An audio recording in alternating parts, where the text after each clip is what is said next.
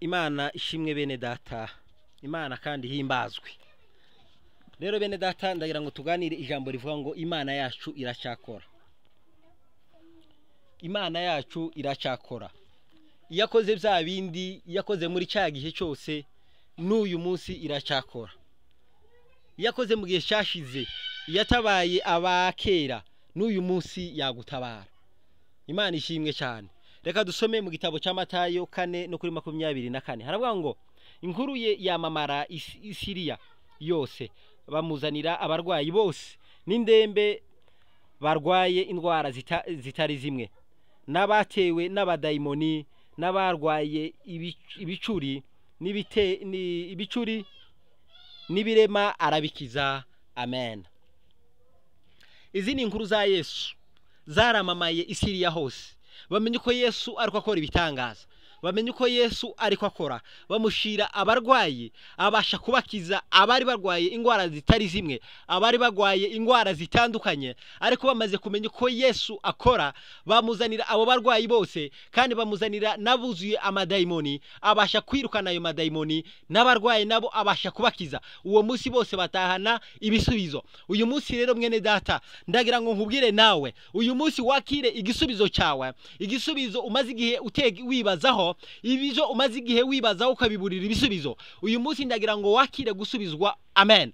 Ndagira ngo wizere Imana, kuko iyo Mana yakoze icyo gihe n'uyu munsi iracyakora, kuko iyo Mana nta nagacuko guhinduka kari kayigaragaraho, nta gacuko guhinduka kari kayigaragaraho, kuko yeye ni yule jana leo hata milele. Bwana wetu habadiliki. Imana yacu ntizihinduka, uko ihoraho n'ubu niko ikiri kandi ni nako izahoraho iteka ryose. Ni Imana itazihinduka, ni Imana nyiri imbabazi, ni Imana nyiri maboko, ni Imana yigwijirijeho imbaraga zose, kandi izo mbaraga zose ntizifite kuzayivaho. Uko imeze nuko izakomeza kumera, kuko yo ntimeze nk'abantu. Abantu bazabageragiye kimwe bagasaza, imbaraga zikababana nke. Wari umusore w'imbaraga nyinshi akagera igihe agenda abangaswe n'abandi bamufashe, ariko Imana yacu yo ntabwo izagera aho hantu ifatwe ukuboko. Imana ishimwe cyane. Wari ufite amafaranga uyu munsi azagera igihe kimwe ayo mafaranga agashira, ayo mafaranga agashira akabasha gufashwa n'abandi. Imana ishimwe cyane. Ariko Imana yacu yo ni inyembaraga, imbaraga zitaza zishira, ni nyarukundo, urukundo rudashira, ni inyembabazi, imbabazi zidashira, ni Imana ikora bigakomera, ni Imana itazihinduka na rimwe. Ni nayo mpamvu rero abayizeye bose abo bafite ibyiringiro bifite ubugingo, kuko ibyo byiringiro byabo ntabwo bizatsindwa, ibyo byiringiro byabo ntabwo bizagira iherezo, ibyo byiringiro byabo bizahoraho iteka ryose, kuko abamwiringiye bose abo bari mu mahoro. Kuko impamvu bari mu mahoro nuko Uwiteka Imana yacu itazihinduka. Uwiringiye umwana w'umuntu asagera igihe kimwe bigasa naho bidagishobotse, kuko umwana w'umuntu agira iherezo, umwana w'umuntu agira iherezo, umwana w'umuntu agira itangiriro akagira n'iherezo. Ariko Imana yacu yo nta herezo igira. Ni nayo mpamvu rero bene data mwebwe mwamunumva uyu munsi wa none ndagira ngo mbabwire, iyo Mana yakijije izo ngwara, iyo Mana yirukanye ayo madayimoni, iracyari ya yindi. Gusa irasaba wewe gusa ko uyireba mu maso, irasaba wewe gusa nkuko uyitumbira. Kakuriya Musa bari bamaze kugera mu butayu, bamaze gushika mu butayu, inzoka zibabana nyinshi zirakomeza zirabakoma. Uko zibakoma niko abantu bapfa. Imana ibwira Musa, genda ureme inzoka, nyoka ya shaba, kugira ngo uzabasha gukoma wese n'inzoka azarebe iyo nzoka azabasha gukira. Ni nayo mpamvu rero iyo nzoka nta yindi, iyo nzoka warebaga iyo nzoka yarakiraga. Natwe rero muri uno munsi wa none turasabwa kureba Yesu Kristo kugira ngo tubashe gukira ibyaha byacu. Turasabwa kureba Yesu Kristo kugira ngo tubashe kwakira ibisubizo byacu. Turasabwa kureba Yesu Kristo kugira ngo tubashe kwakira amahoro yacu, kuko ni wowe duhindukiriye amahoro muri Yesu Kristo. Nta handi twakura amahoro yose, kandi amahoro aramze ayo tuba tuyakura muri Yesu Kristo. Ibyishimo biramze tubikura muri Yesu Kristo, kugubwa neza ni muri Yesu Kristo. Nta handi twaronka amahoro usibye mu Mana yacu yonyine. Imana ishimwe cyane.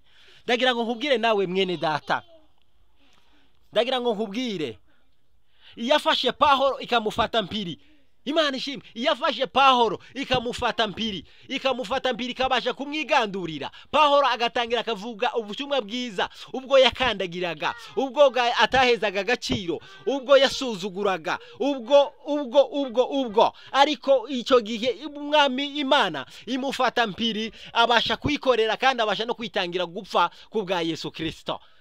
Haleluya Yesu. Nawe uyu munsi wa none irashobora kugufata mpiri, irashobora kuguhindura ibyakunaniye byose ikabigushoboza, ibyakunaniye byose ikabigushoboza. Icyo gusaba iragusaba gusa utumbire Yesu Kristo. Agahayo kakunaniye kuvaho uyu munsi yakagukuraho, amafuti yananiwe kukuvaho uyu munsi yakuvaho, urugambo rwanze kukuvamo uyu munsi rwakuvamo, ishari ryanze kukuvamo uyu munsi ryakuvamo, ibikorwa bidakwiye ibyo byose byanze kukuvamo uyu munsi byakuvamo, ubucuraguzi bwanze kukuvamo uyu munsi bwakuvamo. Ni watumbire Uwiteka wenyine, kuko uwo ni uza weza imitima yacu, uwo ni uza weza inzira zacu, uwo ni uza uduhindurira ibihe, uwo ni uza udukiza imitima kandi akongera akadukiza n'imibiri yacu.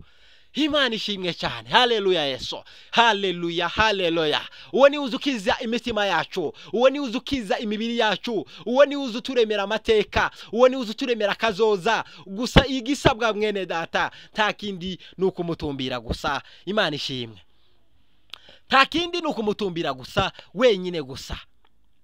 Imana ishimwe cyane. Wewe ufite ibindi bibazo ntazi, wewe waba ufite ibibazo by'ubuhumyi, yahumuye Bartimayo, yamuhumuye ikamuheza kubona, nawe uyu munsi yaguhumura. Yahaye Ana umwana, nawe uyu munsi yaguheza umwana, kuko ni yayindi, yeye ni yule. Mungu wetu abadiliki kamwe, Imana yacu ntizihinduka. Yahaye Ana umwana, nawe uyu munsi yamuguheza. Ni wamutumbira gusa, kuko n'umuririmbyi yararirimbye aravuga ngo tumbira Yesu wenyine, niwe gisubizo cy'ibibazo byacu. Nubwo watumbira ababyeyi hari ibyo batakumarira, nubwo watumbira isi hari ibyo itakumarira, nubwo watumbira bene nyoko bakomeye nari icyo batokumarira, nubwo watumbira ababyeyi bawe nari icyo batokumarira, umugabo wawe ari icyo atokumarira, umugore wawe hari icyo atakumarira. Ariko uyu munsi ndagira ngo babwire, dufite umugabo ukomeye, umugabo ushoboye byose. Dufite umugabo ukomeye, umugabo uzuhindura ibihe. Dufite umugabo ukomeye, umugabo utubera amaso. Dufite umugabo ukomeye, umugabo uzudusubiza mu gihe isi yacecetse, mu gihe abakomeye bacecetse, mu gihe abafite ubushobozi bacecetse. Umugabo wacu azakora, Imana yacu izikora, Data wa twese azakora, akabasha guhindura, agakiza imitima yacu, agakiza ingwara zacu, agakiza ibyatunaniye, tukabasha kumukorera kandi tukamukorera tuguwe neza. Imana ishimwe cyane bene data. Haleluya Yesu. Yirukanye amadayimoni, amadayimoni akabasha kumwumvira. Nawe watewe n'amadayimoni, nawe watewe n'imbaraga z'umwijima, nawe watewe n'urwango, nawe watewe n'imbaraga zose zidakwiye, imbaraga za ibilisi satani, izo zose zikugabaho ibitero. Menya kuko dufite umugabo ukomeye. Imana ishimwe cyane. Menya ko dufite umugabo ukomeye kandi nta wundi mugabo, uwo ni Yesu Kristo. Uwo ni Yesu Kristo, uwo wemeye kwihidura imbata y'icyaha, atarigeze amenya icyaha n'umunsi n'umwe, kubwo urukundo yadukunze kugira ngo abashe kuduhindura abana b'Imana, abashe kuduhindura abera b'Imana, abashe kuduheza agakiza ku buntu, abashe kuduheza kubaho, abashe kuduheza ubuzima bw'iteka ryose. Uwo ni Yesu Kristo umwana w'Imana, udukunda kandi ushoboye byose. Mwene data ndagira ngo nkubwire, uwo mwizere kandi umwiringira azakubera byose. Uwo mwizera azagukiriza umutima wawe were kandi de, kugira ngo ubashe kuzaronka ubuzima bw'iteka ryose. Nta handi yakubiye ibisubizo byawe biri muri Yesu Kristo. Mutumbira ubashe gusubizwa. Amen.